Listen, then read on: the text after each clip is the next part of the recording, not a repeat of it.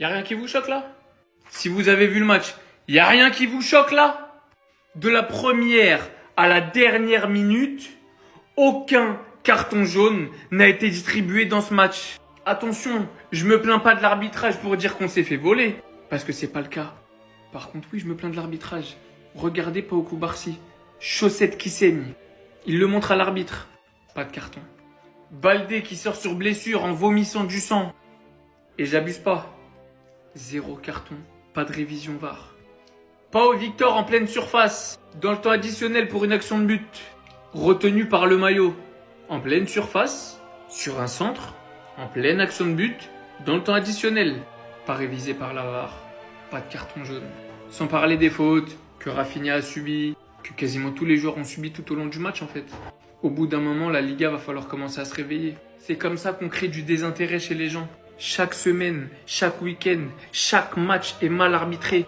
Pour le Barça, contre le Barça, pour le Real, contre tous les clubs. L'arbitrage est nul. Va falloir trouver quelque chose. Et vite parce que là c'est plus possible. Cette vidéo que je fais, les gars, elle est absolument pas pour tomber sur Hansi Flick. Parce que c'est quelqu'un que j'adore et franchement, avant que je lui tombe dessus, il va en falloir beaucoup des matchs comme ça. Mais il y a certaines choses que j'ai eu un peu de mal à comprendre, en fait. C'est-à-dire que c'est sur les changements en cours de match. Parce que la compo, j'aurais mis Dani Olmo. Je l'ai dit, je l'ai redit. Ça, de toute façon, c'est obligatoire. C'est le seul truc à la limite que, voilà, sur la compo du début de match, je pouvais dire. Mais c'est surtout sur les changements en cours de match où j'ai eu du mal à comprendre. C'est-à-dire que quand à la mi-temps, Lamine Yamal rentre, sur ça, il n'y a pas de problème. Même si pour moi, Olmo doit rentrer parce que Yamal revient de blessure, moins de rythme. Olmo, il a été super, il a mis un super but contre Brest il y a 3 jours. Donc, Olmo, surtout pour la création offensive, dans le milieu de terrain, dans le lien entre le milieu et l'attaque, plus important que Lamine Yamal. En tout cas, il faut le faire rentrer plus vite. À ce moment-là du match, hein, pas en général. Mais Pablo Torre, c'est le seul milieu que je trouve entre Pedri, Gavi, Fermin et lui qui était le meilleur. Donc, pourquoi le sortir? Moi, j'aurais pas sorti Pablo Torre. Il méritait pas de sortir. Et ensuite, les 3 changements qu'il fait quand le Barça est mené à 0, pourquoi pas Dani Olmo? J'ai fait une autre vidéo là-dessus, regardez, je m'en étouffe. Et pourquoi Hector Fort à la place de Jules Koundé? Surtout qu'on sait que Jules Koundé, il a besoin de Lamine Yamal. Ils ont une entente de fou, les deux. Pourquoi Hector Fort? Et d'ailleurs, il fait 2 erreurs et on voit bien derrière ce que ça donne.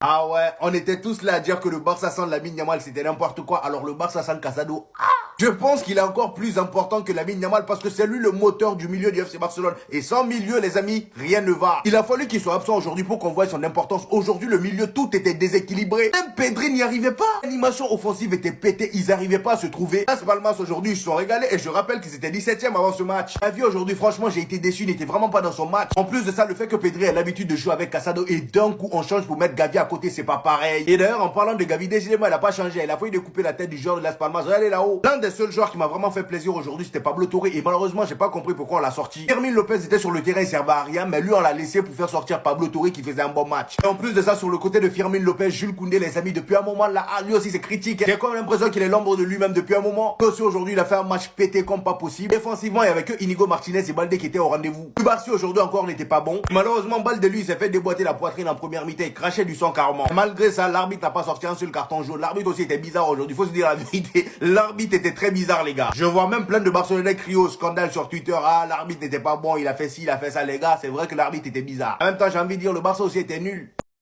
Mais comment? Pourquoi? Il y a quoi? Qu'est-ce qui se passe? Expliquez-moi.